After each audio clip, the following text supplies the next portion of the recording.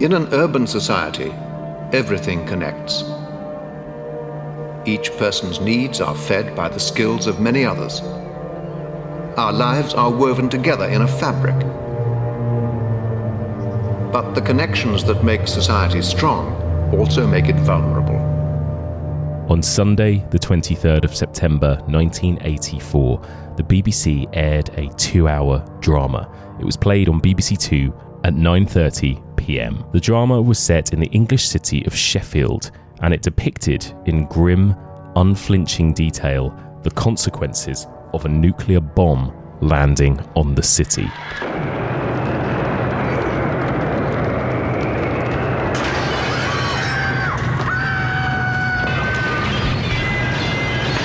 Written by Barry Hines, the writer of Kes, the film initially plays out like a kitchen sink drama, lending an air of mundanity and social realism to what audiences were seeing. Directed by Mick Jackson, known for factual programming at the BBC and director of the science show Horizon, the film also felt documentary-like, with Horizon's narrator Paul Vaughan describing in cold, methodical detail the long-term effects of nuclear devastation on Britain. Hanging in the atmosphere, the clouds of debris shut out the sun's heat and light. Across large areas of the northern hemisphere, it starts to get dark. It starts to get cold. The result was truly horrific. Threads was watched by 7 million viewers that night, all utterly horrified by what they were watching. The night Threads aired on BBC Two was later described by the media as the night Britain didn't sleep.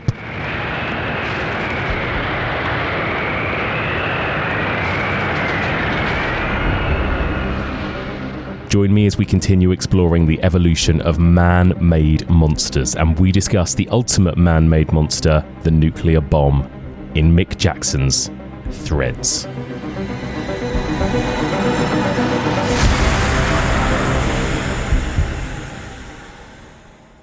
Welcome back to the evolution of horror. My name is Mike Muncer, and as ever, I am your host. In this podcast, we explore and dissect the history and the evolution of the horror genre, one subgenre at a time. We are currently in the midst of our 11th season exploring the evolution of man-made monsters, and this is part 21. In this week's episode, as the intro suggested, we are going to be discussing just one movie, one of the most horrifying movies ever made. We're going to be talking about Threads from 1984. I can only apologise to all of you who watched the film in preparation for this conversation. I will say, if you haven't seen it yet, just proceed with caution. It is not an easy watch. So joining me to discuss Threads, one of the original friends of the pod. She was here last series to discuss Who Can Kill a Child with me, and she's back. Anna Bogutskaya. Hello, Anna. Fucking hell. Fucking hell. I know. I don't think it's allowed to do like a peppy intro for this one. I don't think it would be appropriate, Mike. Oh man. Hi, Mike. Hi, Anna. Oh, you know, it's I've been so excited to have you back on the podcast because we haven't chatted in ages, and it's the week between Christmas and New Year as we're recording this, like supposed to be kind of a happy chill time. For right? sure. I don't know what day it is. I don't know what film I'm on. I just texted you. Because I was also very excited because, you know, we haven't spoken in a while. We haven't caught up. Yeah. We haven't recorded in a while. And I was really excited. I was like, oh, I get to chat to my pal. We get to chat about some horror movies. We get to catch up, shoot the shit. That'll be so lovely. And then you send me all this stuff. I'm like, great, yes. Yeah. Let's do it. Let's put the film on bright and early. I like watching my horror movies in the morning with my coffee. And then I just texted you like, what the fuck, Michael? Honestly, I'm so all I can do is apologize. To your credit, you immediately knew what this was about. There was no moment of panic of like, oh my god, what did I do? It's like, no, she watched Threads. There was no denying what that message was about. I can only apologize to Anna. I can only apologize to everyone listening who watched Threads in preparation for listening to this, because we're going to get into it, but it's not a fun time, is it? It's one of the least fun times you can have. Do you know what? I have had a stomachache the entire day. Right. Yeah. I watched Threads this morning, and I've had a stomach ache and like a mild, like my skin is like goosebumpy and cold and clammy. I don't know if it's because I'm coming down with a cold, you know, like the seasonal flu that everybody gets, or it's because I watched Threads and it's ruined my day, my body, my soul. It's literally destroyed you. Yeah. I can't wait to ask you about this movie, Anna. But first of all, I want to start. Let me just take a step back for a moment and look at the kind of subgenre that we've been looking at this season, which is kind of, I mean, whether or not Threads goes into this, but we've been talking about science, the dangers of science and technology in horror. Now, you've also been doing something really similar on Final Girls. So tell me a little bit about like your thoughts on, I guess, this kind of like science horror crossover that we're both kind of exploring at the moment. I know when I was waiting for this to happen for about like 6 years, and it's finally happened around technology, which is really funny.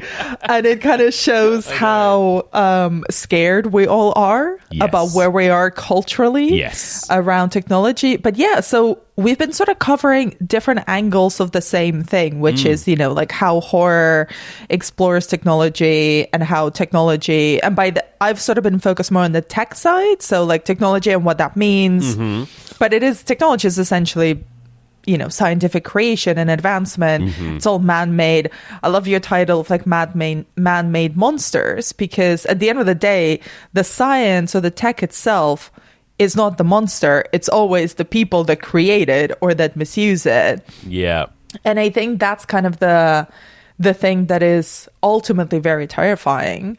But I love that the genre spans so much. It's almost like when you think of it as a subgenre, people immediately think of, you know, like the tech horror of the 80s and the 90s. But then if you start digging a bit deeper, you like go back to Frankenstein, you go back to H.G. Wells, and you start really rooting around in science fiction a bit more. And then you don't really even have to think that far, because every single day we are assaulted by the conversations and the fears and I don't know what the right word is, like the abusive insistence on AI being the solution for everything.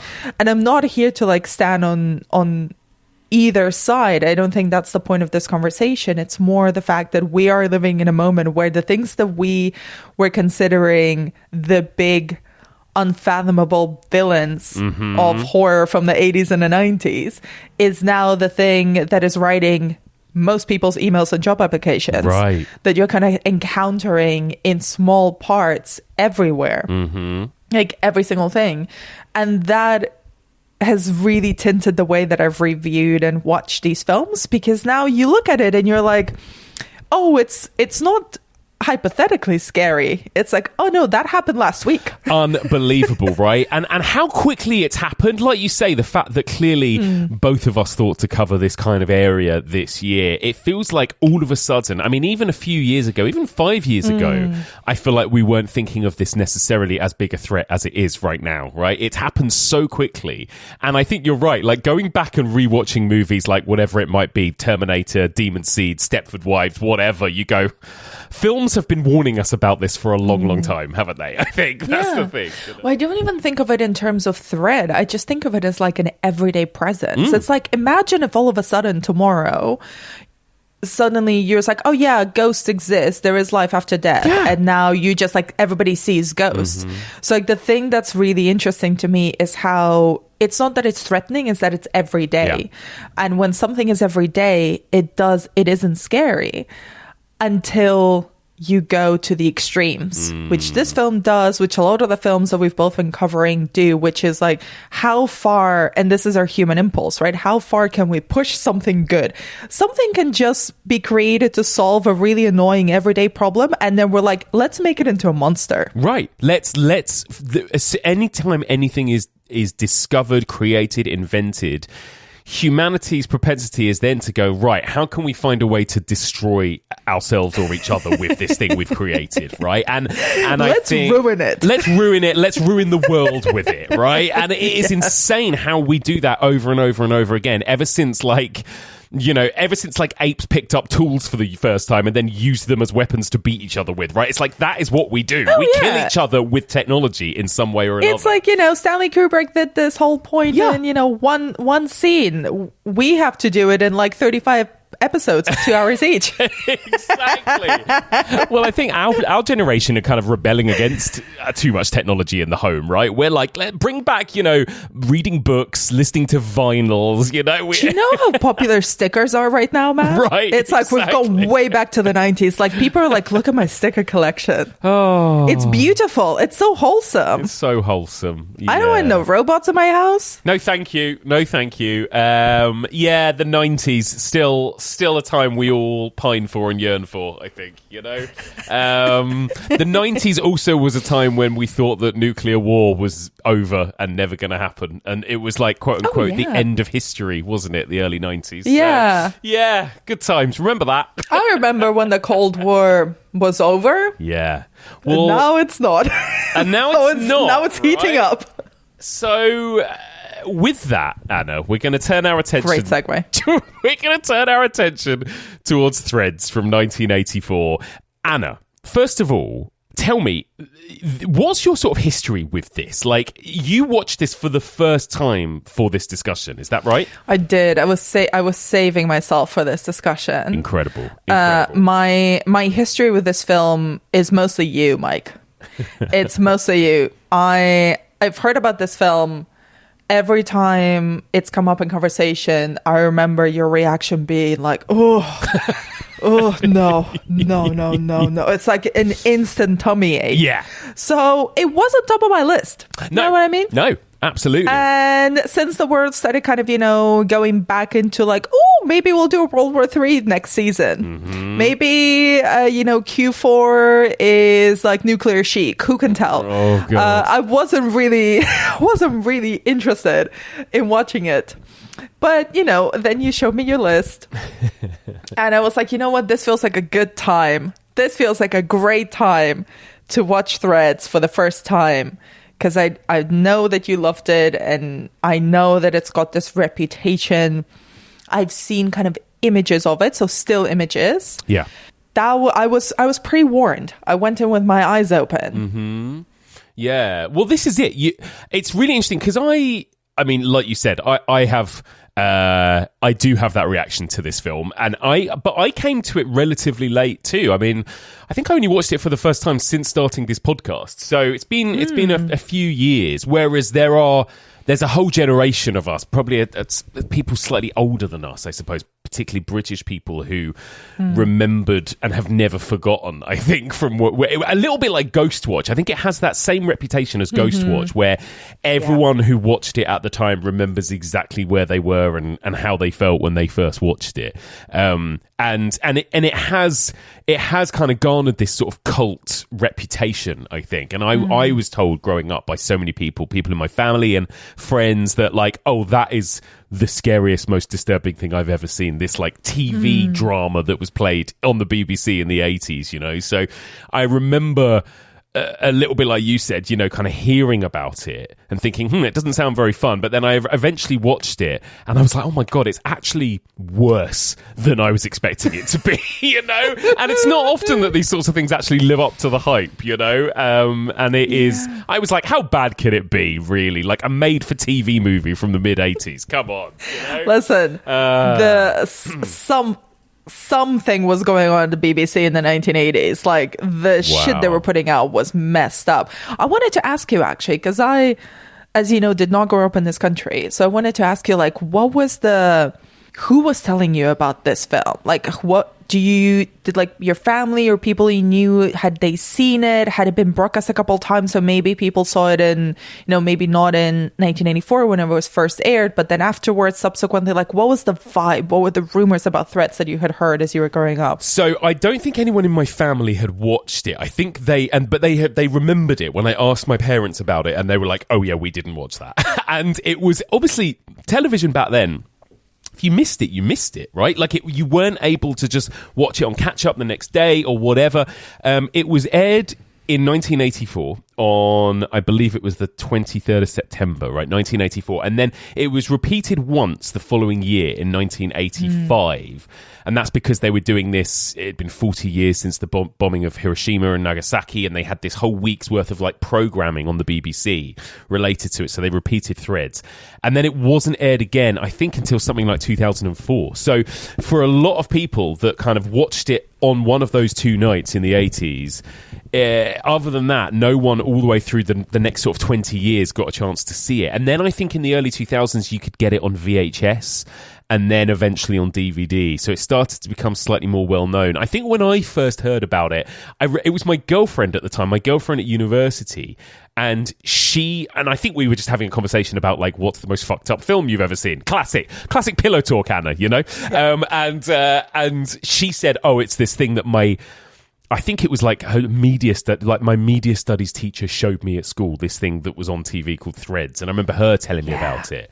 And then I think, you know, just with like internet culture and you know, I read and heard a lot more about it. And it really has got this kind of following, particularly online and social media and in blogs and forums and all of that. Like, it became almost like this kind of creepypasta type thing where, like, people who remembered it talked about it, you know, and would reminisce about it and how terrifying it was and how it gave them nightmares for years and everything. So it did almost achieve this kind of like mythic status for a while, I think, for a lot of people. And television doesn't really have that power anymore because it's so accessible, I think. No, we're talking about what's the hot hockey players show that everybody's talking about now. That's the monoculture. Right. And they are indeed very hot, and they do play the hockey. So it does what it says on the tin. But exactly. Do you know what? As you were talking and as I was watching the film this morning, I was thinking, I was like, damn, this feels like it should not be watched at home. Which is why the fact that it was made by and broadcast on the BBC make it feel so icky. Yeah. Because like it does feel like even the aesthetics of it, kind of the crumminess of the images, and I say that with all respect as a positive. Yeah. It feels like it should be watched in an underground cinema. Yes. You know, there was a cinema that I used to frequent when I was a student in Madrid. I loved it. It closed down ages ago, but it basically was like an unventilated room where they had an 8 and a 16 millimeter projector. I don't think they had 35. And they would basically like lock you in from the inside once the screening was about to commence. And people smoked in there as well. Oh, yeah. But like so it was not safe. But I loved it because like the films that they were showing there were those sort that were just not accessible anywhere else. Like they were frequently just sourcing the prints from the filmmakers themselves. So you'd watch stuff that felt like censored. Right. And I had the same feeling watching this. I'm like, I should not be watching this in my living room. Right. I should be watching this in that crummy, slightly dangerous, like poorly ventilated bunker of a cinema. Yeah. Because that's the feeling, that's the oppression that the images have. And that kind of like I cannot imagine it being pristine. You know, I think it was, I don't know if it was made quite deliberately. I reckon it was. But it does feel like a found object, you know, like a found newsreel footage that was maybe done in like 2036.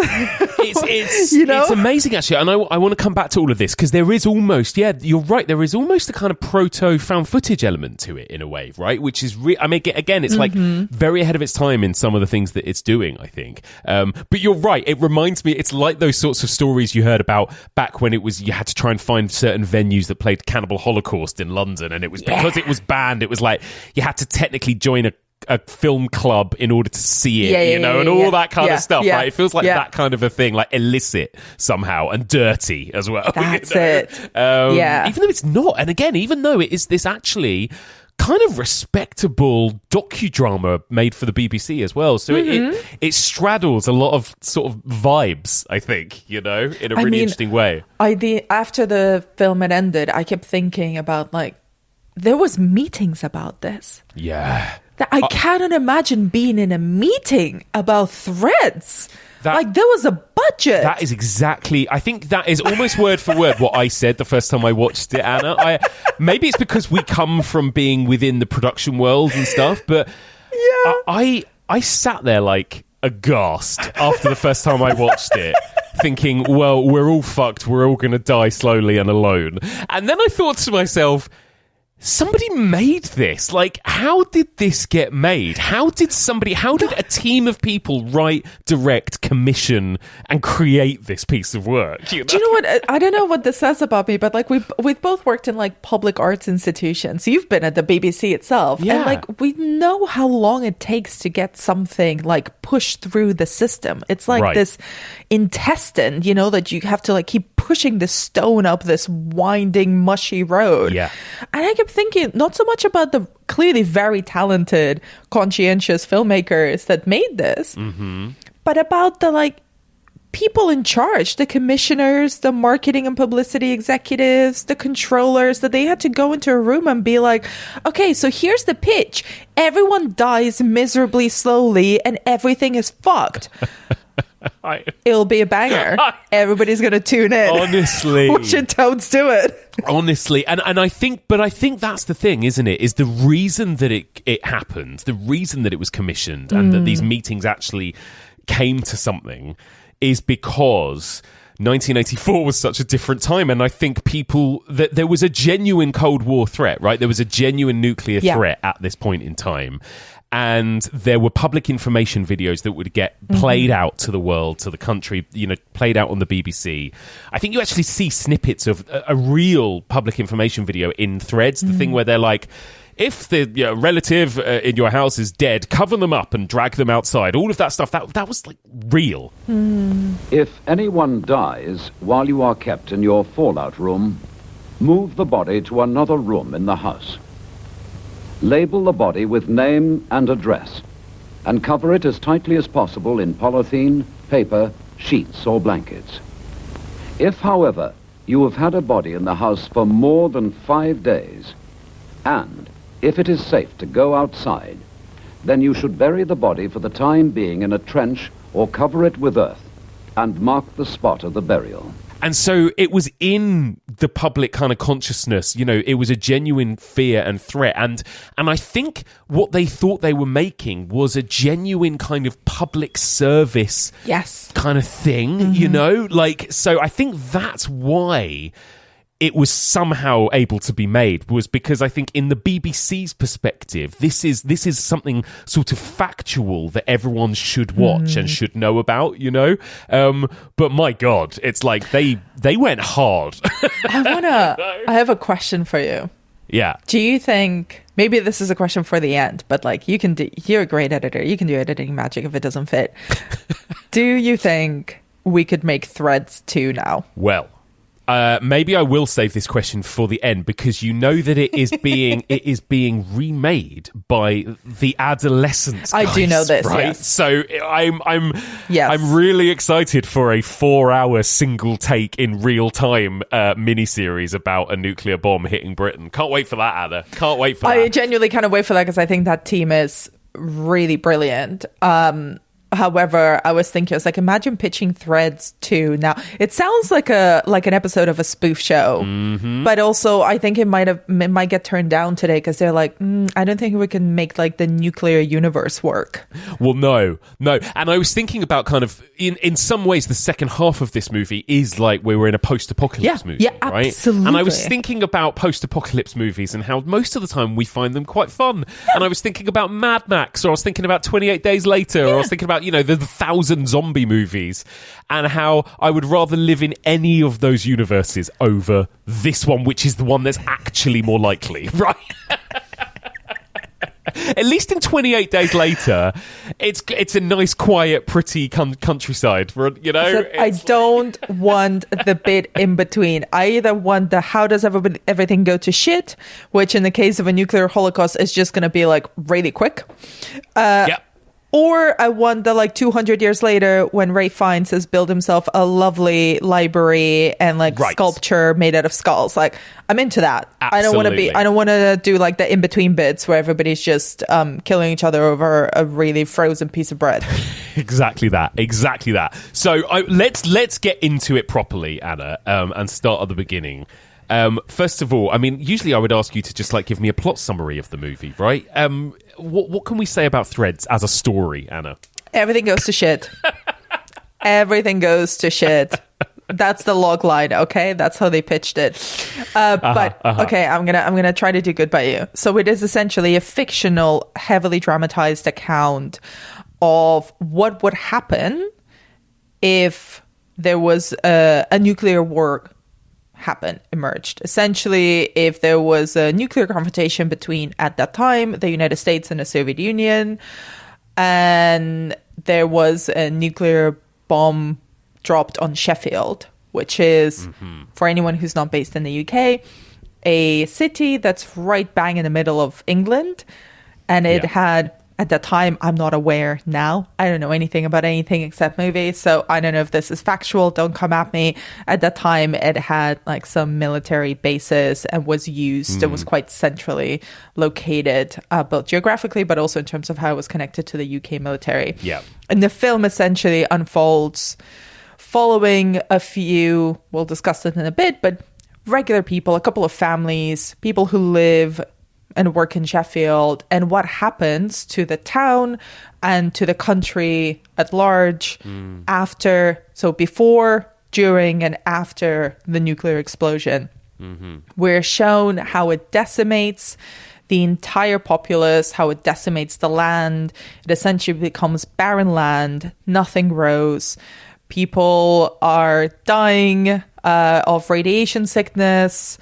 Births have stalled because of radiation sickness and because of the aforementioned bomb falling on them. And then slowly, very slowly, a new civilization starts emerging. And that's when the film ends, when we're looking at the first generation of children that have been essentially born after the nuclear bomb explodes in the UK. So imagine the opposite of Good Times. The very, very opposite of Good Times. So I mean, you've kind of already mentioned this a couple of times, Anna, but just tell me again, what was your reaction seeing this for the first time? You watched it as we're recording this. You watched it this morning, right? Watched it this morning. Tell me your feelings. Well, so I've always told you, gave me a stomach ache. Clammy feeling all over. It made me really want to change my name. Not a good time to have my surname right now. But kind of jokes aside, it made me really resent you and myself for making this choice. I've got no one to blame. I brought this on myself. And I just kept then went spiraling into, why do I keep making decisions that put me through really bad situations? Why do I actively, purposefully choose to watch this shit? So I had a little spiral about that. And then strictly speaking about the filmmaking itself, I could see then connect the dots with things that I could see Threads had inspired aesthetically. And I thought it made me think a lot about how really deliberate and concise the storytelling is. And how actually, once you actually analyze the feelings that it gives you, you're like, how does it achieve this sensation of pure despair? Because there aren't really, and I think there's something uniquely British about the filmmaking and the writing. I think there's something uniquely factual, even though it is a fiction film, it's dramatized. But I think it really purposefully and deliberately uses the language of BBC factual programming in order to make a anti-war political point. And to your point earlier, I think it has a really strong educational bent to it, but it's essentially trying to scare us straight. Through filmmaking. So I think it's incredibly well done and achieved the fact that it can still have, and I sort of went on a little Google and saw what people were saying about it, kind of what stuff was being created recently about this film. And the universal consensus is worst film, worst vibes, most harrowing film ever made, made me sick to my stomach, don't want to watch it, don't want to talk about it. Mm-hmm. But there is this sensation that you have at the end of, but we have to see it. Yeah. Yeah. Like there's this feeling of like, this is really untasty medicine, but we have to see it because we get so caught up in the, wouldn't it be cool if we could design this thing? Mm-hmm. Wouldn't it be cool and great if we can have this power? And then the kind of, the power plays that go on a really macro level where people don't exist and it's just numbers. Yeah. And I think this film really brings it down to, even without giving us too many named characters or too many, traditional storylines. Yeah. Storylines and characters are abandoned constantly because that's what happens God. in a real life war situation, right? It's like, oh, that person's gone now. Yeah. Exactly. Yeah. I think there's something so exquisitely bleak about the way that it's shot because sometimes you just get a body part. Yes. And the feeling. Like we can joke, and it's really famous about, there's a shot when the bomb starts falling of just a woman's foot. Yeah. It's just her foot, and you see urine coming out of her pantsuit onto her leg, and you're like, oh, you know what that means? It means that someone is so scared that they've lost control of their bodily functions. Yeah. You don't need to know who that woman is. In fact, she doesn't get a name. No. Famously, she is credited woman who urinates on herself, right? I know. Yeah. Iconic. Yeah, iconic. Give her a BAFTA award, please. Yes. But there's this, I think it uses it over and over again. We just see body parts. We see sections. We see close-ups. Mm-hmm. And then that is always interspersed with footage of civil servants, of people panicking, of people trying to do their job, but their job not being very clear to them because this is not a situation they were prepared for. Yes. And I think the fact that it stays very close to the ground is one of the things that makes it so powerful. Completely. There's a couple of other things as well that it does that, we can get into, where it does really blend the kind of the structure and the deliberate choices of fiction of like narrative storytelling with the harrowing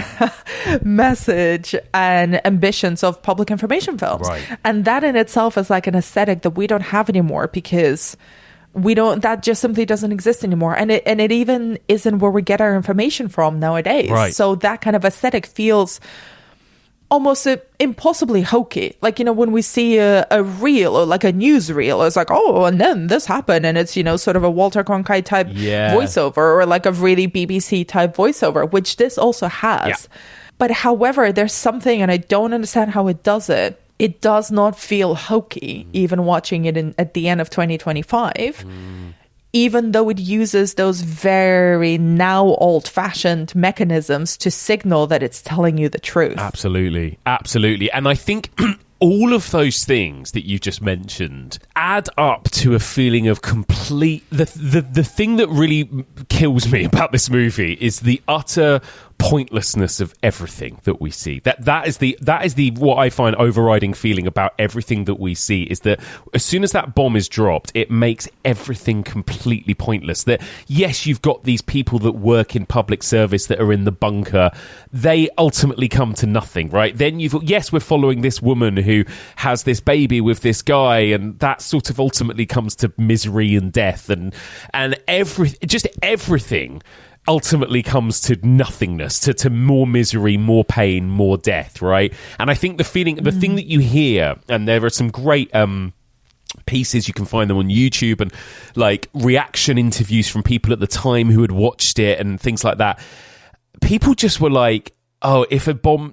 I think the feeling that we all feel watching it, I certainly feel watching it, is I hope to God if it ever happens, I am in the direct line of fire and I just die immediately, because I think that the most terrifying, harrowing thing about watching this for 2 hours is you just go, what is the point? What is the point in all of their lives beyond this, right? Like you just hope that it would be quick and painless, essentially. And I think that is what I find so harrowing, that this man-made thing, that somebody in an office on the other side of the world pressed a button and it has reset humanity in such a horrific way, right? And it's there's this interesting, it doesn't do this, and I think this is part of its power, right? A different film, perhaps an American made film, a different film would have shown us, actors being Ronald Reagan, right, and the military and the other guys, like, the top brass in a secret war room making these decisions, talking to us about the amount of people, the like collateral damage that would happen,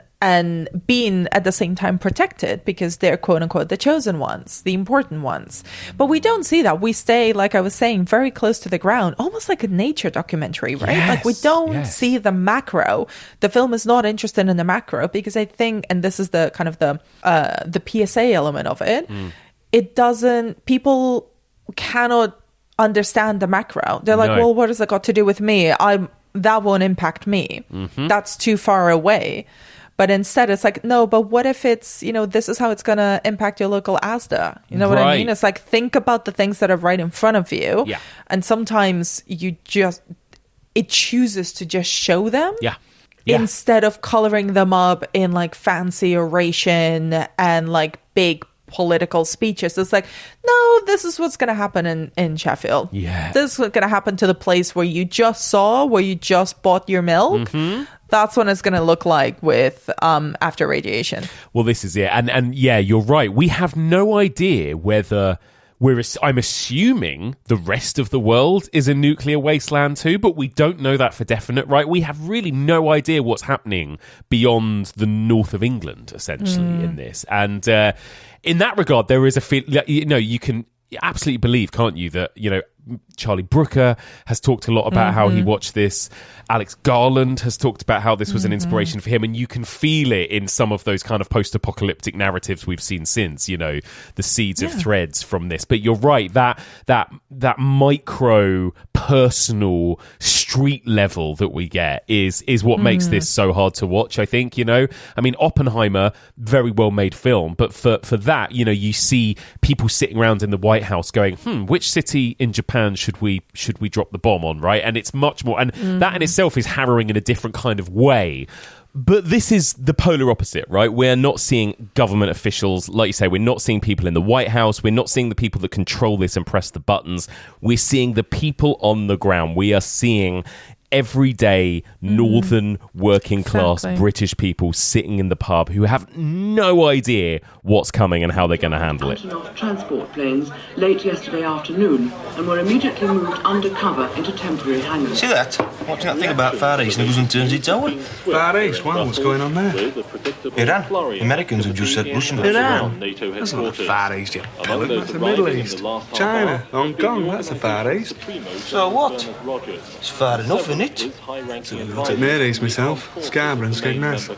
Skeggy? I'd rather watch me toenails grow than go there. As well as kind of having this kind of documentary-like style, it is also kind of a British kitchen sink social realism thing going on, right? It was written by Barry Hines, who had written, he was an author, he was a playwright, he was already quite established by this point. He wrote A Kestrel for the Knave, he wrote Kes, right? So he comes from that. He wrote a lot of stories about kind of British working class northern kind of communities and that kind of thing. So it has, at least in its setup, doesn't it, that kind of Ken Loachy almost kind of social realism to it. Yeah. How did you find that? The first hour particularly, I suppose, before the bomb, when we are just in this kind of more human drama, I guess. Well, it's interesting because it was impossible for me to watch it without knowing what this film was going to be. Right. So like you have to do a bit of, thinking about, imagine tuning into this and just thinking, oh, we're going to follow a couple trying to have, their family. It's an unexpected pregnancy.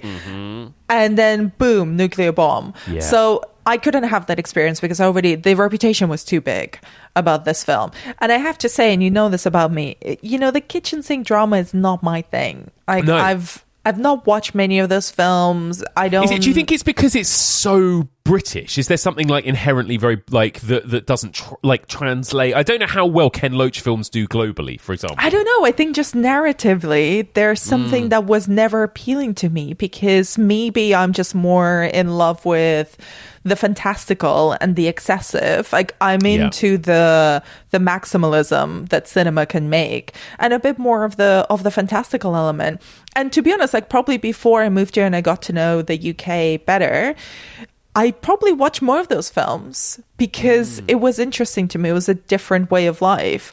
But I think I like more heightened stories. Yeah. Rather than it's a bit shit, isn't it?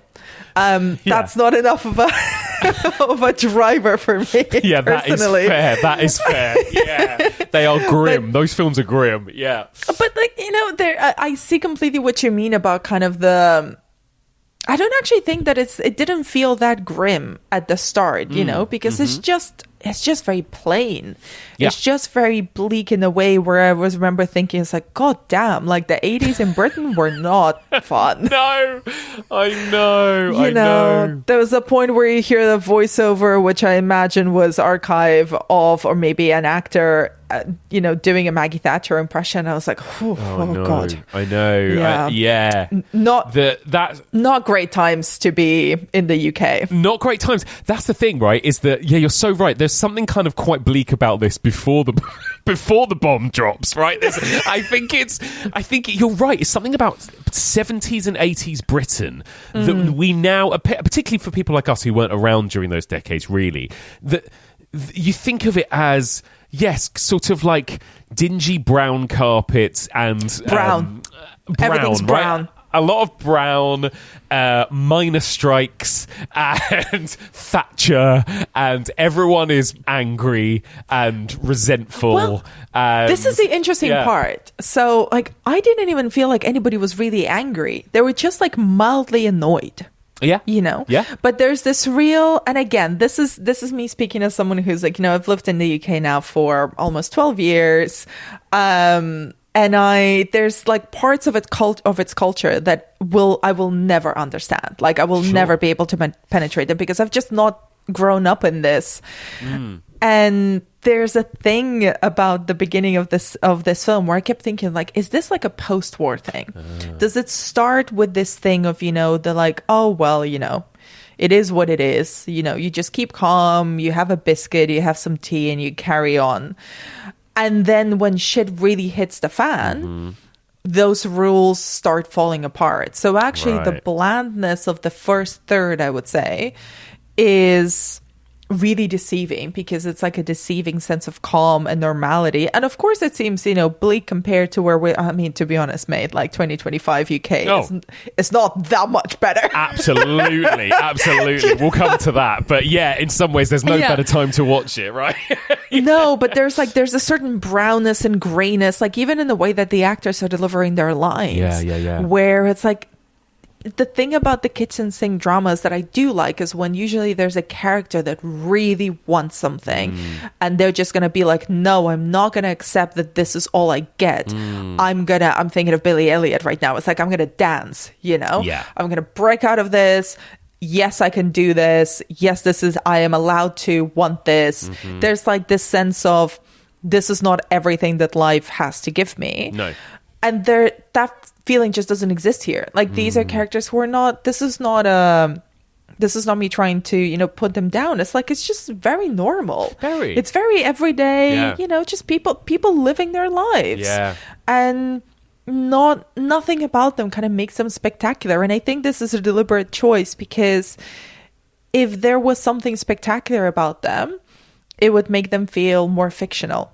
It would make them feel like, oh, you're the special someone. That's why you're the main character in the story. You cannot die. Right. You will be exempt from everything that happens because you have to be protected by the mechanisms of storytelling. And they don't do that. It's just like regular Joe, regular Jane. Oh no, Joe's dead. Yeah. That's life. We're going to get married. What for? Because we want to. What do you think? You don't have to, Jimmy. I won't want you thinking we were pushing you into it. Nobody's pushing us into out. It's what we want, we've decided. I suppose you've talked about an abortion. Of course we have. But neither of us want that. When I get married and have a baby. Mum, what's that mean? Abortion? Michael! Never mind what it means. You'll get on with your game. It's nothing to do with you. I mean, we have, I would say, somebody close to a main character, which is the character of Ruth, but not really, right? Not really. You're absolutely right about that. And there is this kind of, it does, I think what's interesting is that Barry Hines has touched upon a kind of class element a little bit in this. Yes. It sets up a sort of love story, although even this love story is a bit bleak, right? That we meet Ruth and Jimmy at the beginning, and they're sort of making out in a car, and then I think a bit of time passes, and then Ruth is telling Jimmy she's pregnant, right? And so they've decided that's it. They're going to start a family. They're going to arrange for their two families to meet for the first time. I think we're led to believe that Ruth comes from a more sort of middle class family, whereas Jimmy comes from a more working class family. Yeah. And that sort of comes into play later because Ruth's family have like a bomb shelter, like a basement, right? So they live a little bit longer. But it doesn't... I don't know. I wonder ultimately how much any of that matters. Again, it comes back to that question of does any of it matter, right? But like, how invested, I guess, were you in any of that element of this story? To be honest, Mike, not at all. That's why that's why I didn't mention Ruth and Jimmy when you asked me to summarize the film. That's why I don't even refer to them like as characters. Yeah. And I think that's quite a smart choice, right? Like, I almost felt Ruth is the character that kind of lasts the longer. And she eventually, once the world, has collapsed, once the UK has collapsed, she gives birth to their daughter, who she names Jane, and then the film ends with Jane giving birth to a baby who we do not see, but we can infer from her reaction she maybe did not know what a baby was, and it's a very scary experience, and also maybe the baby's not all the way right. No.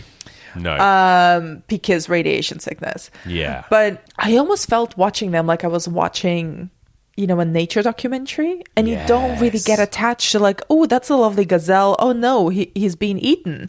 Oh, that's a great mountain goat. Oh no, he fell. So like you really curb your attachment to the creatures you watch in a nature doc. And I almost felt the same way. And part of it has to do with the really hyper realistic public service, TV doc aesthetic of the film. But I was like, oh, they're dead. They're all dead. Yeah. I know they're all dead. So why am I'm not going to waste my emotions getting attached to these people who are doomed. Yeah, completely. And nature doc is the perfect way to describe it, actually. That is what it feels like, right? It feels like we're watching a nature documentary, kind of anti-nature documentary, right? About yes, human beings. Yeah, and I agree with you. I think ultimately the fact that we have characters and we have a bit of narrative ultimately doesn't really mean anything. And I think the really important thing, and the thing that really gets me about the first hour, and I actually find the first hour in some ways more tense and unnerving and uncomfortable, and I think waiting for the bomb to drop. Yeah, right? Because we literally, it's like the Hitchcock bomb under the table, but it's the bomb coming from the sky. We know, even if we haven't heard tons and tons about this, we probably know what's coming, right? And I think the film does some amazing things in the sound design in the first 45 minutes where things are just happening on the news in the background. They're on a television. Somebody will be have a newspaper, and there'll be a headline, and it will be like, things are escalating in Iran, and Soviets have bombed Afghanistan, and like this and this and this. And we're getting like snippets as people are just living their lives and having a pint in the pub and talking about whatever's going on. And there's a jokey moment where one of the guys says to his friend, like, they joke about nuclear war, and they're like, oh, I just hope that I'm pissed when the bomb drops and stuff, like. Those are the sorts of conversations that we all have, I think. And those are the sorts of things that make me go, oh my God, this is how it would happen. Like, we probably all feel this right now, especially with the kind of constant news cycle and, news on social media and everything. It's like we are bombarded with so much information coming at us about potential, political or social or global events, that it's like it is sometimes background noise in the way that it is in Threads, right? And it's like, God, there's something about that really strikes a chilling chord with me, seeing that stuff in the first act, Exactly. And I think you're really right about the sound design and the soundscape of the film, because even when kind of the most heightened moments, so the moment where the bomb drops and a few other moments subsequently, like it just goes silent. Oh my God, yeah. It's such an incredibly powerful use of silence. Yeah. And then just some voiceover and some screams, some hums. Like the sound design in here, really there is all of that hum of life, all of the background noise, all the pub noise, the banter, people just living life, it disappears. And it's actually something I didn't notice until like quite far down the line, in the post-apocalyptic stage, where I was like, oh wait, like there's no human humdrum. Right, yeah. Yeah, it's just and quietness. The absence of that, like it really made me want to go back to the start, because you're right, like it sets it up in such a kind of everyday, soundscape. It's a very everyday kind of soundscape, and you get used to it, that it takes you a little minute to notice when it's completely gone. 40p?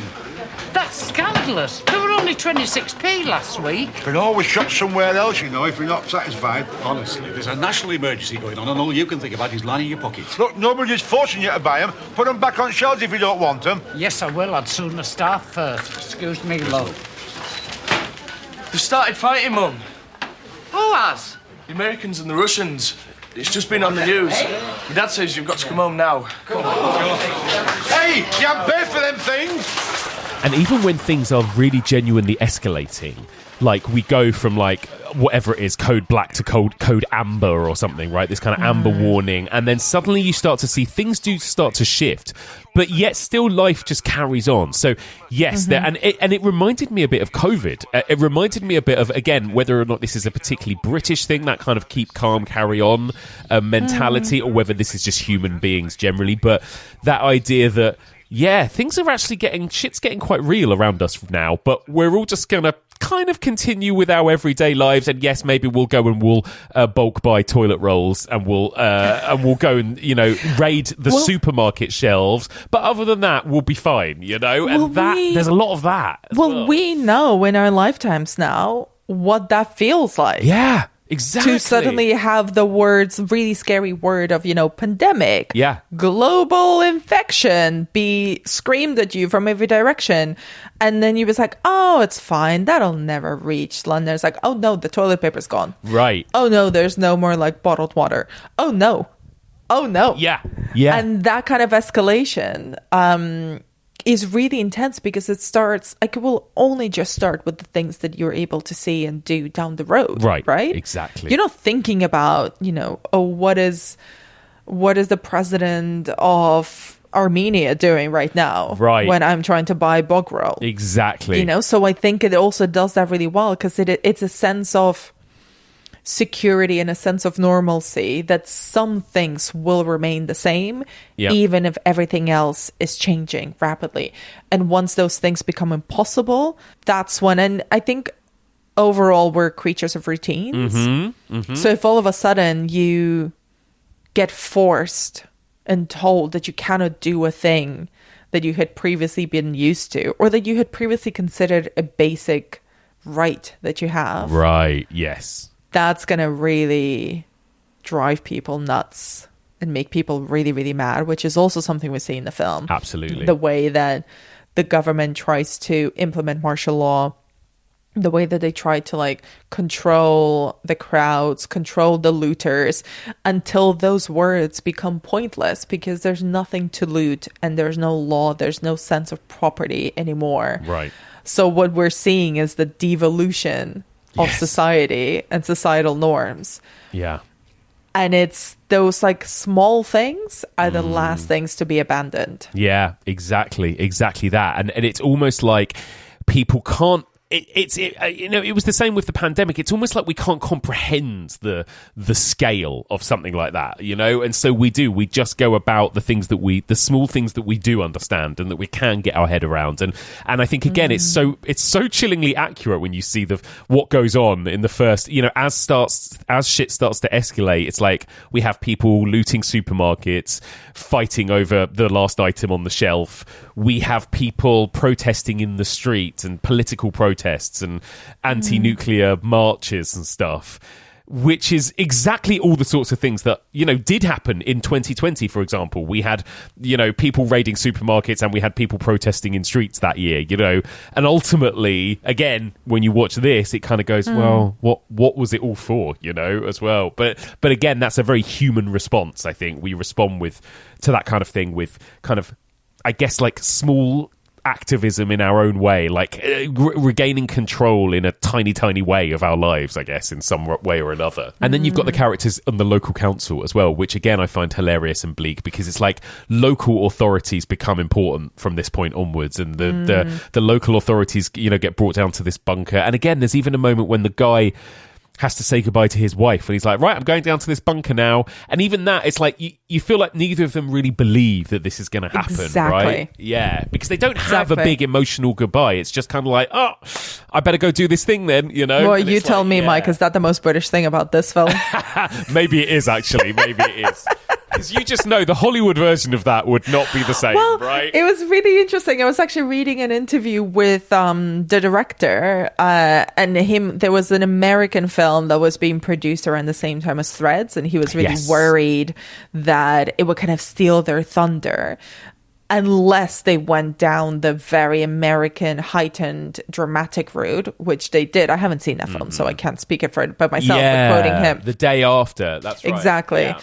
And I think this complete absence of quote unquote drama, I think, is such a bold, very deliberate, very impactful choice. And I think that's what makes it different. In a Hollywood movie, we would know the name of the wife. We would see a shot of the wife. We would know the name of every single person in the local council. I'll be honest with you, Mike, didn't remember any of their names. You should never have said you'd do it. You don't have to. You won't get the sack if you refuse. Look, Marjorie, it's difficult for me as well, I don't want to go and leave you and the children. Well, then why are you going? Well, somebody's got to pick up the pieces. But why didn't you say something before if you were worried about it? You never said anything when I went away on those courses. And I think it's because it keeps trying to drum the idea of like, nobody's special in this situation. Yeah. Nobody's getting out. This is the great equalizer, whether you want to accept it or not. Well, there's that. I mean, Threads is a really interesting title in that regard too, isn't it? Because it begins with a kind of voiceover, and we see a spider's web, and it says something about threads, what connects us, or something. It says something about, in urban society, it's all about connections to each other and cause and effect on everything, essentially, and this feeling that we are just all a bunch of little microcosms in a petri dish or whatever, right? I think there is that kind of we're almost not looking at any particular individual, are we? I think in this film. Exactly. It's humanity is a spider web, as is any urban space or civilization. So if somebody just pierces through the middle of the web, everything is crashing down. Not just one local council, not just one house, not just one class, not just one family. And I think it uses that almost distance from its characters to really hammer it down. Yeah. And I think the thing particularly about Sheffield is interesting too, because I was thinking to myself, well, why wasn't this set in London? Why wasn't it set in Manchester, Edinburgh? I don't know.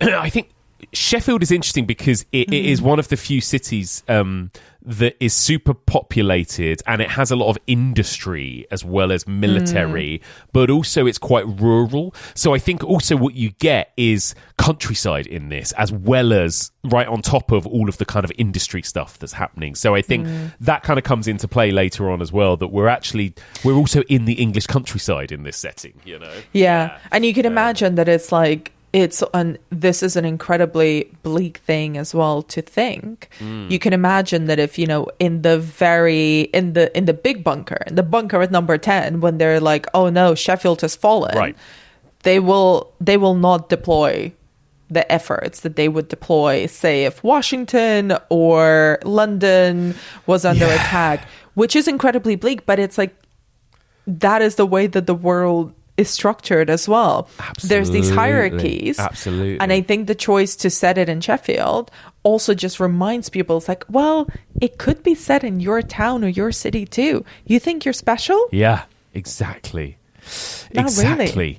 Mick Jackson, the director, is so interesting because he came from kind of factual BBC Science factual programming. He worked at Horizons, right? Horizon, exactly. Yeah, a science documentary. Yes, Still running on BBC still Two. running. It's this kind of like real kind of old BBC institution, science documentary shows. And I think, and I heard him talk in an interview about that was part of the reason why they were able to make this, because this could be perceived as being this story could be perceived as being too political for the BBC, right? The BBC is supposed to be impartial.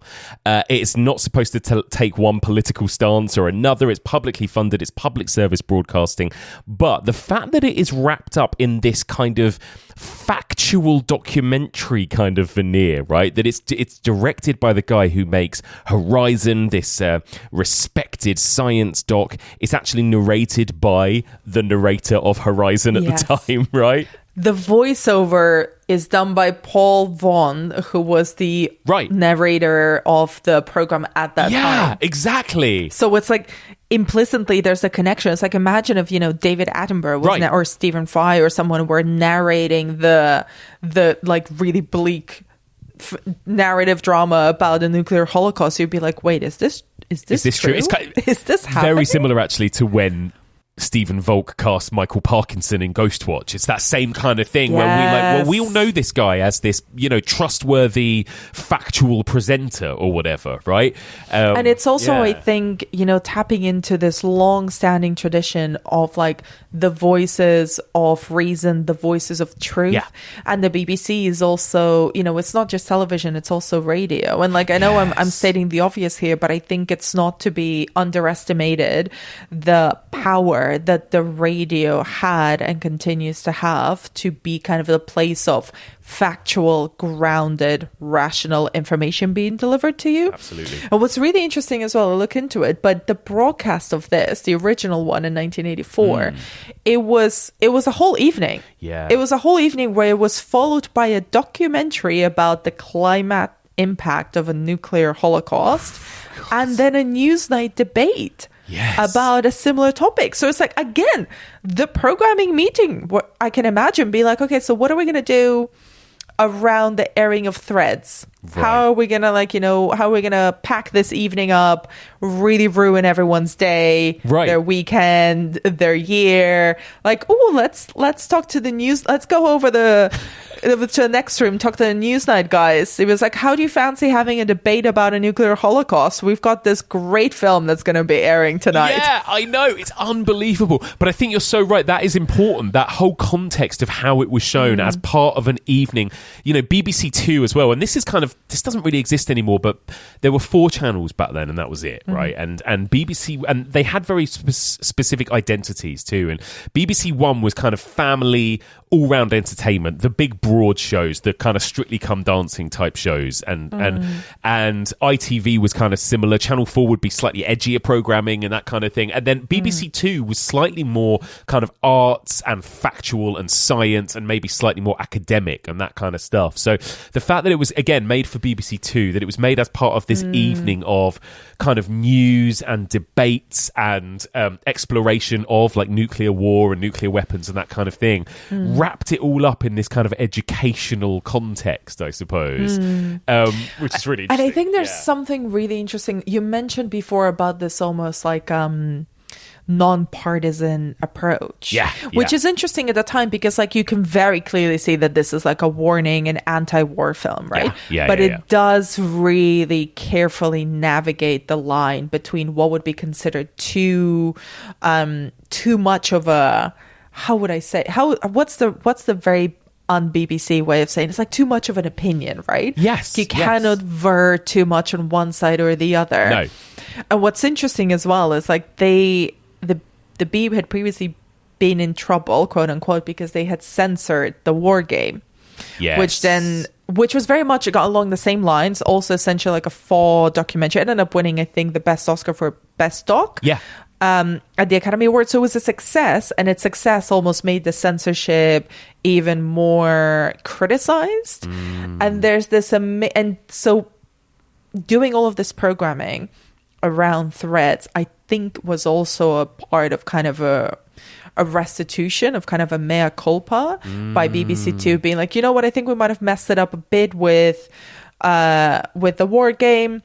Let's try to make the point, but make it in a very BBC way, like actually do it within the drawing lines that we have. And I think Jackson also talked about that, about really treading carefully around not getting the film censored in the same way that the war game had. And what's interesting, and it's actually on the official BBC YouTube, like they do great work like uploading bits of archive that are interesting. And there's this TV show, can't remember which one, where it's essentially a whole series of like reactions to the airing of Threads. Right. And it's incredible because like this is, like pundits and members of the public, and they do kind of, reading the newspapers bit of, what was the reaction. And there's a review that I want to quote, that they quote in this excerpt, which is incredible. Yes. It's by the FT, it's the Financial Times, said that the BBC, quote, had redeemed itself after 20 years of funk, obstinacy and condescension, during which BBC officials continued to prevent the British population at large from seeing that horrifying yet necessary work. Wow. They were talking about the war game, but basically saying, you did right this time. The message still needed to be sent. It still needed to be seen. You just had to do it in your own way. Wow. That's amazing, isn't it? And I think it is something quite unique to Britain, but the BBC as an institution, and just how much it comes under fire from all sides all the time. We've seen it this year. We've seen it get in trouble with Panorama and this Trump thing, right? And how it can't ever be seen to be too one-way, too left-wing, too right-wing. And it's so interesting. There was a poll recently that I was listening to on the news agents, I think, where they were talking about, they did a poll recently about the BBC, and it was something like 70% of people think that the BBC fails in its impartiality. But within that 70%, about half think that it's too right-wing and half think that it's too left-wing, right? So nobody can agree on how impartial in what direction. But it's almost a bit of a impossible win, I think, for the BBC a lot of the time. And I think they tread that line really carefully with Threads, I think. Yeah. They do, but what's interesting, even about the polling, again, kind of in their own kind of after show, they said that 92% of Britons said that they approved of the showing.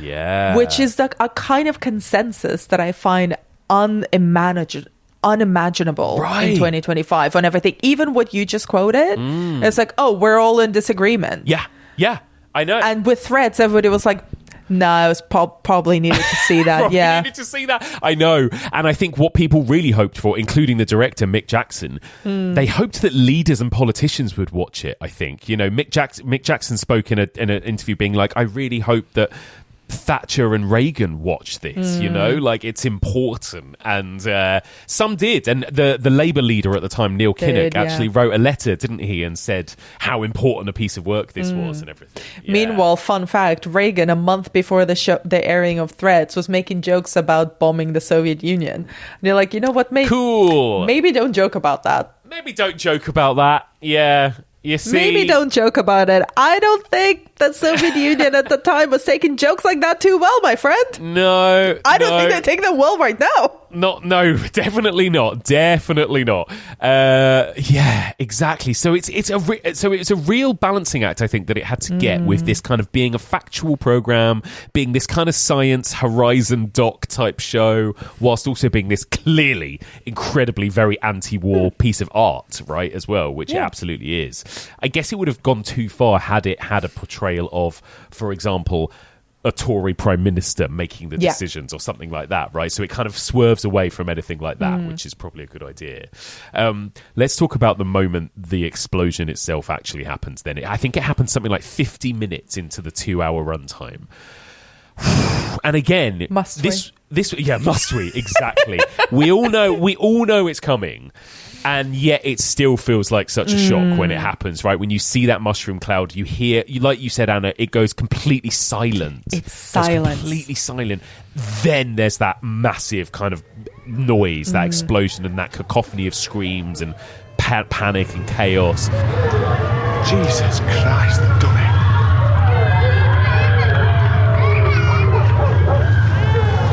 They've done it. Again, like for what was a super low budget. I think it looks pretty powerful and amazing, this stuff, you know. Well, it's amazing because it actually, you know, you brought up Oppenheimer before, and there's this is, you know, I think this is the way that it happens, right? Scientifically. Again, yes. I know nothing about anything, but the moment where Oppenheimer sees the test explosion and utters the very famous line, there is a delay. You know, he sees the mushroom and there's silence and there's just a gasp of his, you know, this sudden, very cinematic realization. It's like, oh no, what have I done? Yeah. I have unleashed a power that we will abuse. I know we will abuse it. And I think it's the same sort of filmmaking trick, right? Of everything goes silent. Yeah. And you just see images because the effects are immediate, but the noise comes later. Yeah. And the fact that you're suddenly in silence, seeing, you know, destruction in close up, and then the sound happens, it has such an incredibly powerful moment. Like, it genuinely felt like I had lost my hearing for 30 seconds. Yeah. I really did think, like, shit, have I just gone deaf? Yeah. Or has the speakers blown out? Has something broken? Has something gone wrong? Right. And then it kept going, it kept going, kept going. And it's so incredibly simple, elegant, and powerful. And it hasn't lost any of that power. It hasn't. Yeah, you're so right about that. The sound and also the bright light, the blind. I remember you getting Oppenheimer too, right? That idea that it's like having the sun suddenly exploding in your face, right, in that moment as well, and all those little touches, and then things like little throwaway images of like milk bottles melting and all the of milk those. bottles got me. Yeah. Oh my god. The milk bottles got me, man. Those little details, right, of just like everyday, like you said, Adam, very mundane everyday life affected by it, you know? It's like, holy shit. And there's like fucking Woolworths and Asda and Burton and everything exactly. just on fire. Yeah. It's like those things that are still there. Yeah. You know, where you're just like, you immediately feel like, oh no, I have to Google, is Asda still going? Yes, it is. Thank God. I know. You know, it's like the fact that it's so normal. Yeah. You're like, oh, fuck, this feels uncomfortable. This feels clammy. This feels frightening because I recognize these places. Yeah. I recognize these streets. I recognize people like this. I know people like this. I recognize this sort of pub. Oh my God, there's a Wetherspoons. It's going. It's melting. Exactly. So I think that the use of close-up and the use of silence and the sound in this film is probably like genuinely the most artful thing about it. Agreed, completely agree. And then those little again, and then this is where you go, oh my God, this is all so pointless and depressing. Like that older couple just like stacking mattresses up against their wall so that they can sit behind their mattress and stuff. And of course, that was again genuinely what people were told, right, in public information videos to do. Like find, you know, cover yourself over with a blanket and hide under a mattress or whatever. And it's like, oh, how much good is that going to do, really? You know, but the thing is, like, and here we get into like the really bleak idea, right? But what do we tell people when there's nothing to say? Exactly. How do we make people feel like maybe they're not gonna die and maybe everything is not completely over? That maybe if they do this thing, there is still a chance. You know, people just want to be able to do something, whatever it is. Yeah. And it's understandable. It's human nature. Like, you know, even if it's buying toilet paper, like it made no sense, but people are just like, but I gotta do something. I gotta do something. Otherwise I'm like, what am I, just sitting here waiting to be infected? Yeah, exactly. You're absolutely right. It's not like the government can tell people, well, there's nothing you can do, so you might as well just fucking run into the street and start murdering people, right? Nothing matters. It's like, no, we've got to tell everyone to do something, right? That's a movie I would watch. That's Threads 2, mate. There it is. Threads 2, the alternative cut. The government is like, okay, guys, so the bomb's being dropped. Nothing else matters. We're all going to die. You're going to die. Your children are going to die. We're all going to die. I'm just going to go and just like fuck shit up for the next hour that we've got. Exactly. Oh, God. Because again, that build up when you know it's imminent. And even at that moment, characters maybe are not taking it as seriously as they would. And again, I think we would be like that moment when characters are like, oh shit, we better get underneath our car and, whatever. And then it's only when there's that really powerful moment, I think, when the guy actually then sees the mushroom clouds and he actually goes, they did it. They actually did it, And it's like, until that point, nobody could actually get their head around the idea that this might happen, I think. And again, that's what's so scary about this, is that it's this kind of the whole idea of kind of nuclear war and nuclear weapons is almost too big for us to really. We almost just like, it's easier just not to think about it, I think. Yeah. And this film just forces us to sit for 2 hours and actually think about it. Which is why when you see the big mushroom image, it's almost beautiful. It's not scary, right? You're just like, oh wow, big cloud. Yeah. But the fact that the film chooses to be, again, very low to the ground, like a nature doc, and it's like, no, here's the melting faces. Here's the melting milk. Yeah. Here's the melting Asda. Yeah. Oh. It has a complete power to it, because you're like, it doesn't matter whether you see the mushroom cloud or not. No. Things are still, like, disintegrating. Right. Exactly. Yeah. And it's, again, like, I think we're both of a similar age, right, Anna? Did you grow up? Did you ever grow up with this kind of fear, I suppose, of kind of nuclear bombs and nuclear war and that kind of thing? Friend, I was born in the Soviet Union. Oh my God! Of course I was. Oh my God! Well, tell us about that. No. That's a pub conversation right there. No, but I think I don't think I grew up. I don't think our generation grew up with the fear of by the time we came of age, the Cold War was done. Yeah. Literally.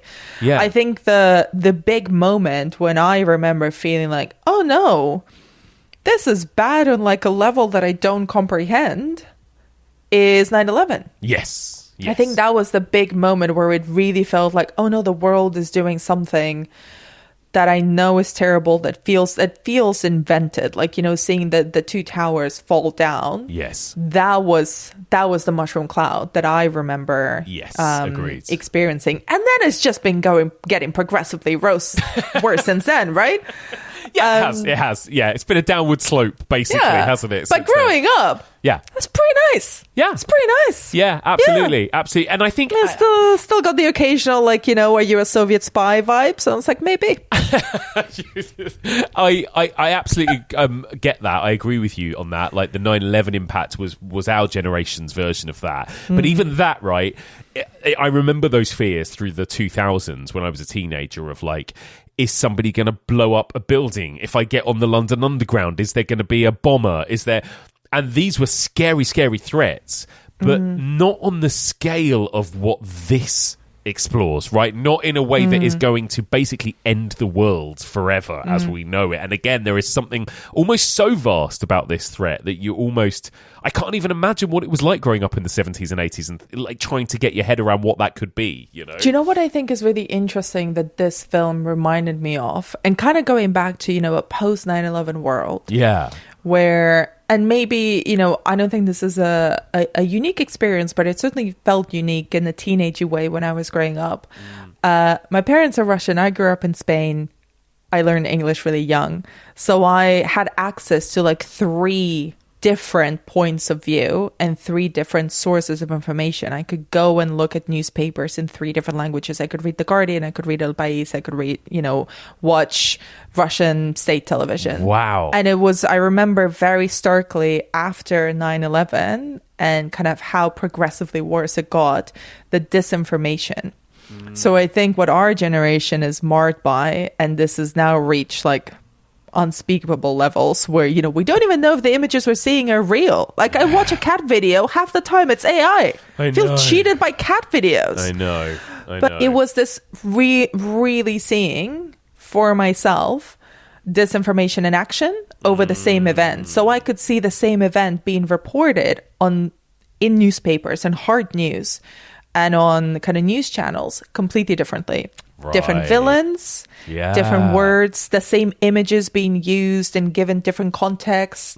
So I remember very vividly being and this was also a little bit in Threads. It's oh, these are channels that cannot be trusted anymore. Right. What does it mean looking back? Yeah. What channels could we trust? Wow. Could we trust any? Yeah. Can we ever? The answer, unfortunately, is no.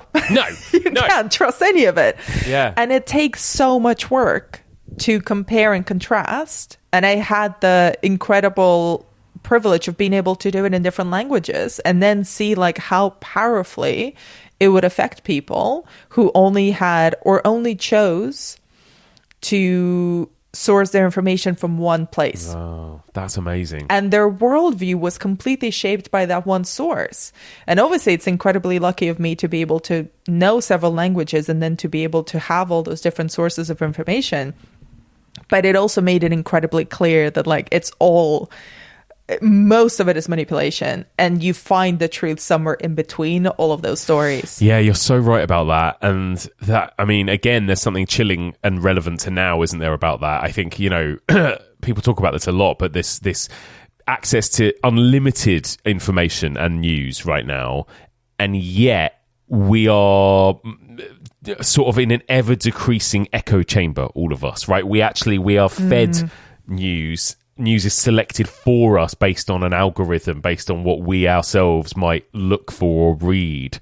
And so actually that idea of reading different points of view or reading different sources is getting less and less and less likely at the moment, isn't it, as well? Unless you actively have to, you know, find a way to do that. But I feel like even the media now is becoming so fragmented compared to, at least in Threads day in the UK, at least, there was a sort of monoculture of, well, everyone could watch and read these like 4 broadsheet newspapers and these 5 radio channels or whatever, you know? And the kind of the state institution that was the BBC, the equivalent of that exists in every country, but is, you know, is a different scenario. But the BBC is global. Like, people reference it as a beacon of truth. And I don't think we have a beacon of truth. And I remember realizing at that moment in time, it's like, oh, the truth is somewhere in the cracks. It's not everything else's story. Oh God, yeah, there you go. And so made it bleaker, man. Made it bleaker than Threads. Oh my God, this is getting so bleak.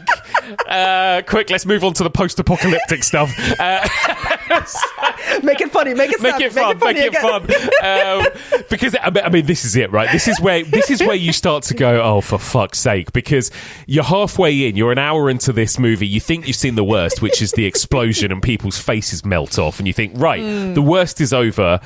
And then it cuts to like it cuts to like a month later. So you go, okay, yeah, like you say, Anna, now we rebuild. Now we see what happens next. Nope. The next hour of the film is us just jumping through time. I think we jump about 20 years all in all, something like that. And it's like, no, things get worse and worse. Basically, it's like nuclear fallout. It's like then there's a perpetual winter because the sun is blocked, and so crops don't grow. There's no electricity. We basically return to like a kind of medieval times. Yeah, medieval population times. has been decimated. It's like at the lowest level, like 4 million or something like that. Yeah. Oh my God! It's not a nice time. It's not a nice time. I find it really powerful how sort of language breaks down as well, right? Yes. People are sort of grunting and sort of like yelling kind of monosyllabic words at each other by the end as well. Yeah, right? and when we see the children after Ruth dies, we see the children communicate in just like these random words with, you know, northern accents. Where all of a sudden they're yelling geezer at each other, but it's not the meaning that word has for us. Right. It's something else. And there's no way to penetrate that because we don't see it. And then there's, you know, this incredible scene of kids watching a TV, an old recorded documentary showing them images of a cat. Yes. And what a cat looks like in skeleton. And they're just dumbfounded. You know, there's no reaction. And you're like, oh yeah, the cats don't exist. Did you recognize what some of those skeletons were? There was the skeleton of a cat. A cat's skeleton. There's no life Like it's There's no insane life. how they're even alive. We see like, oh my God, we see like a dead sheep at one point, and two characters are like, should we eat this? We better eat this. And they're like, this sheep is probably contaminated because like, why would it be dead? And then, you know, there's a moment when somebody offers a character like a dead rat. They've got like a bag of rats as food and that kind of thing, right? The Rat King? The Rat King dominates Threads. The post-apocalypse belongs to the Rat King. God, I mean, it's just... And then, of course, like you mentioned earlier, there's all of the martial law stuff as well.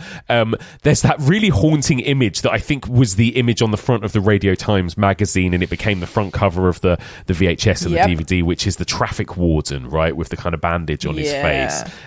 For years, did you know, for years, nobody knew who that was? So, like, like Threads fans were, like, obsessed with trying to find out who was the traffic warden character, and they did like this huge, and this is really recent, this is like in the last year or two. Amazing. There were people making an anniversary documentary about Threads, and they were like putting on social media, does anyone know the name of that guy that played the warden? And they put the word out and spread the word, and eventually they found him. They found this guy, and he's like in his 80s by this point. And let me just find his name, because I'll say who it is. But he was an actual traffic warden as well. Like, he wasn't he was method. He was method. I know. So funny. Michael, so his name was Michael Beecroft, and he was just an actual traffic warden, just was there as like an extra that day, essentially. But he became the kind of image, and there's this really cute, again, you can find it on YouTube, but there's this really cute moment where these two documentary makers meet him on this, like, I think it's a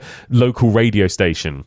And they bring him into the studio to meet them, and they're like, "Oh my God, we've had nightmares about you since we were kids," and all of this. And he was like, "I never thought anything of it. For me, it was just a day's work, you know. Like it's amazing." But again, like, the kind of realism and mundanity of even the actors and extras in this. A lot of it was just kind of, street casting, wasn't it? Before that was even a thing. It was just kind of local people from Sheffield. But I think it's a great image. Yeah. But what's really, I think, maybe why it has stuck with people is because it's such a perturbed vision of a very everyday figure of authority. Right. It's like bloodied, gruesome, like something that belongs in a horror movie, but that remains committed to this idea of order. And I'm doing air quotes here, Right, a traffic warden. Pal, there's no cars. Yeah. There's no streets, mate. Yeah. What are we doing? But, Yeah. It's the sense of like, no, but the rules, we have to keep to the rules. We have to be orderly while everything is breaking apart around you.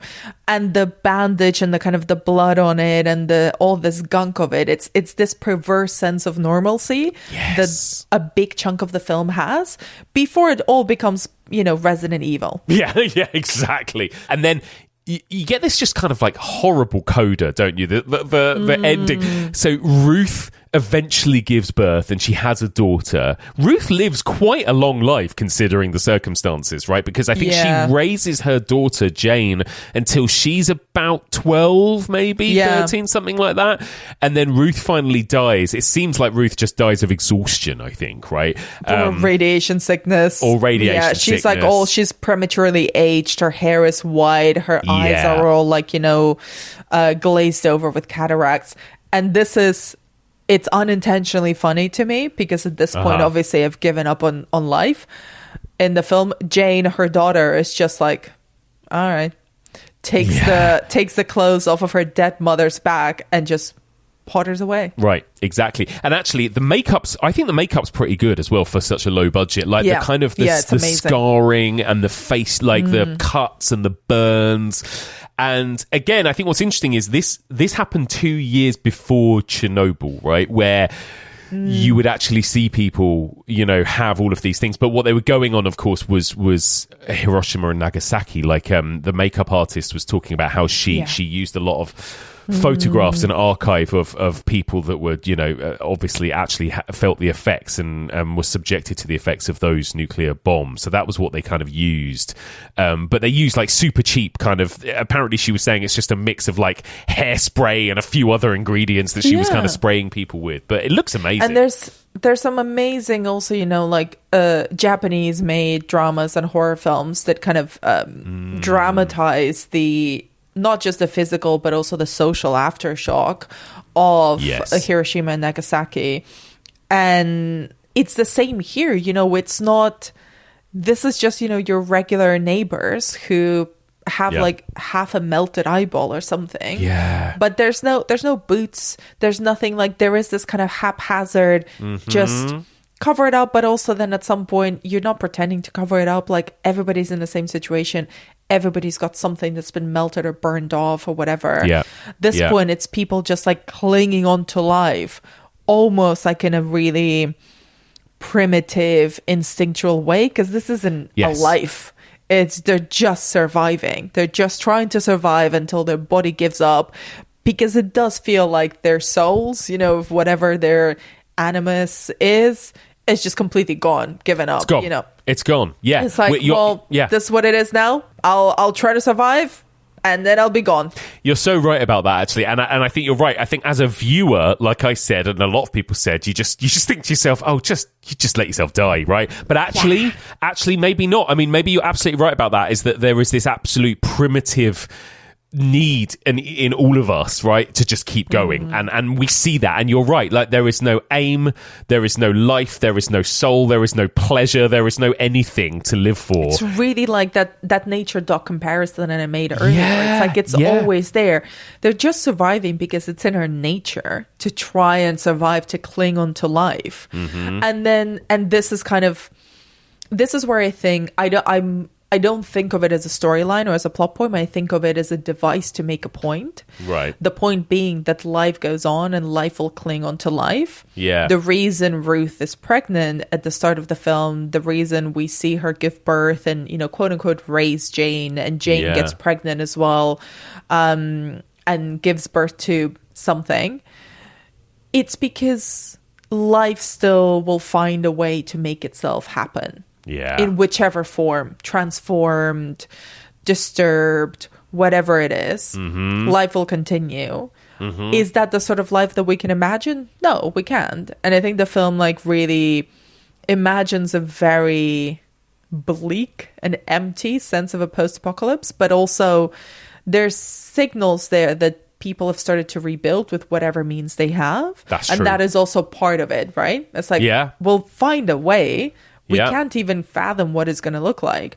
But regardless of whatever way they find, life will find a way to keep growing. Life will find a way. You're creating a great segue for Jurassic Park, which I'm going to cover in a couple of weeks' time, Anna.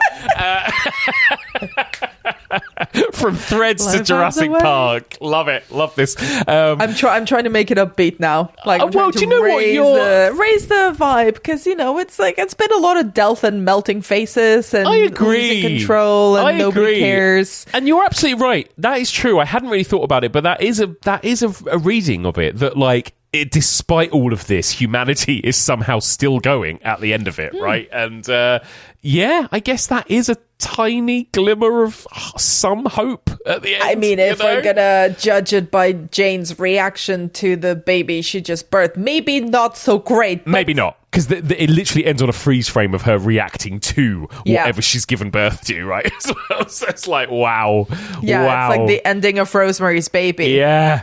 Pretty much. Yeah. We're a long way from that opening sequence of two people making out in a car to Chuck Berry, Johnny Be Good, right at the beginning. It's quite the journey this movie goes on. Oh, my God. Well, there you go. I mean, how well does this is 40 years old now. Do you think it holds up well? Yes, I think it holds up too well. Yeah. I think it needs to be brought down a peg. Yeah. Calm down a little bit, rough it up. Yeah. No reissue, no remastering. So true.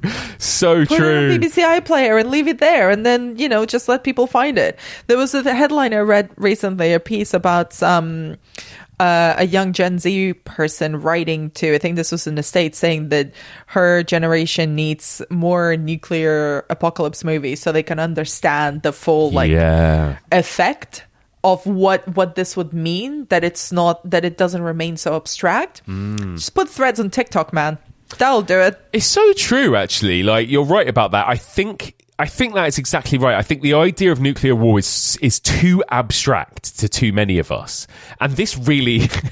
well, maybe going back to round this conversation off, maybe Stephen Graham and Jack Thorne's new version is going to do that. Maybe in the way that Adolescence did, maybe it's going to open that up to a new generation, that story, you know? Do you think Stephen Graham is going to play the traffic warden? Stephen Graham will play an angry dad. Listen, Stephen Graham can play anyone and anything he wants. Stephen Graham can play this shark in Jaws.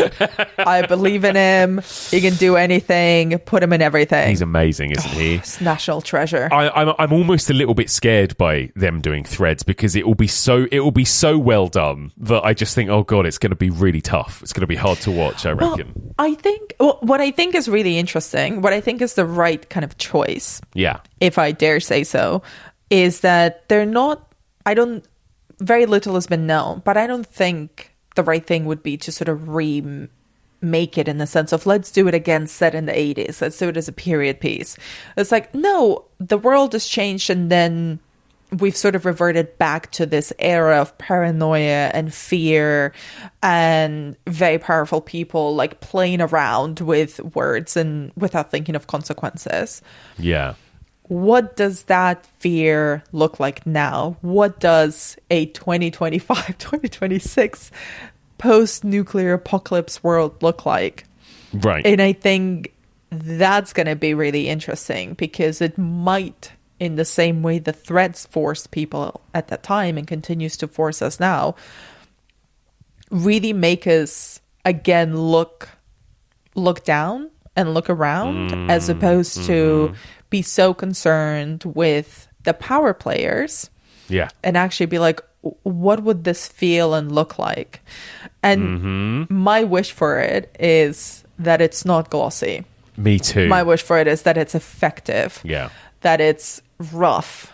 That it feels, again, in the same way that Threads does, like watching something in a dingy basement somewhere that you were not supposed to see because it is quote unquote the real truth. Yeah. Like it has to feel like something that is in between politics and parties, because I think it's very easy for us to both be in a closed circuit of information and also really stop thinking about the real effects of situations like this. Like we keep thinking that we're going to be the special ones, be that us as individuals or our families or our street or neighborhood, you know, oh, if I have enough money, if I have a better house, if I have a better this, if I have this, I can protect myself.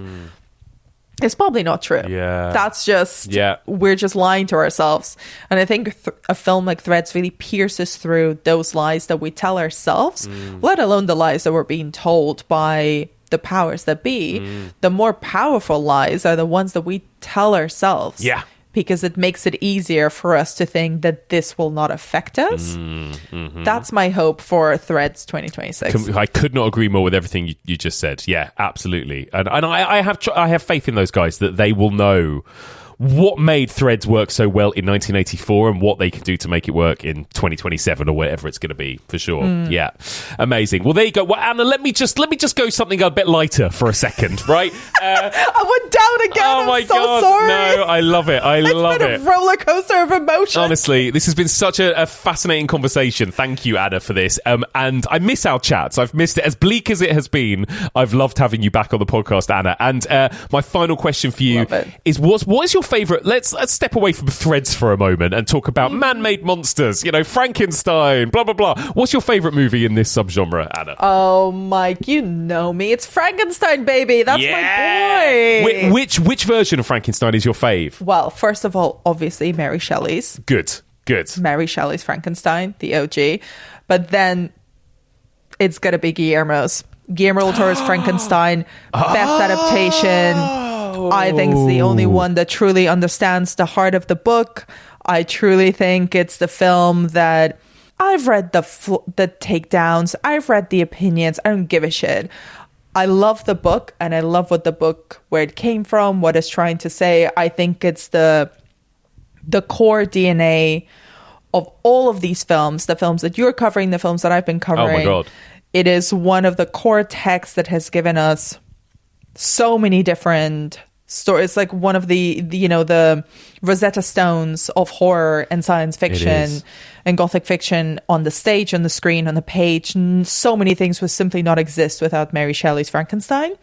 And I think on the screen, Guillermo del Toro's Frankenstein understands the text and also updates it in a way that continues to be truthful to both his cinematic vision and also to her literary vision on the page. So yeah, I agree. A great answer.